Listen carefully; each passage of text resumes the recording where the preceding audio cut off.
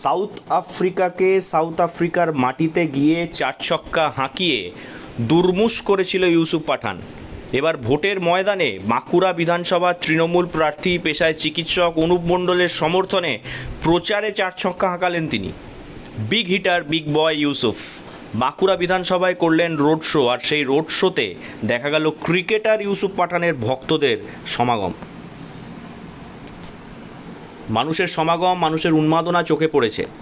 বাঁকুড়া বিধানসভা কেন্দ্রের তৃণমূল কংগ্রেসের প্রার্থী ডক্টর অনুপ মণ্ডলের সমর্থনে আজ ভারতের প্রাক্তন ক্রিকেটার এবং বর্তমান সাংসদ ইউসুফ পাঠান এক বর্ণাঢ্য পদযাত্রা ও জনসংযোগ কর্মসূচি করেন।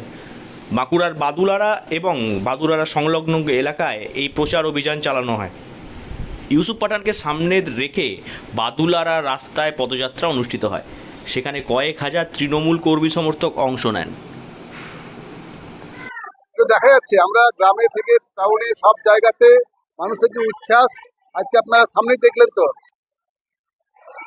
তাতে করে আমার মনে হয় যে আমাদের জয় নিয়ে কোনো সংশয় থাকার কোনো কারণেই নয়। আর জনসংযোগ পদযাত্রা চলাকালীন ইউসুফ পাঠান স্থানীয় মানুষদের সাথে কথা বলেন এবং ডক্টর অনুপ মণ্ডলের ভোট দেওয়ার আবেদন জানান। ইউসুফ পাঠান, যিনি 2024 সালের লোকসভা নির্বাচনে বহরমপুর থেকে জয়ী হয়ে সাংসদ হয়েছেন, তার উপস্থিতি বাঁকুড়ার নির্বাচনী প্রচারে বাড়তি মাত্রা যোগ করেছে।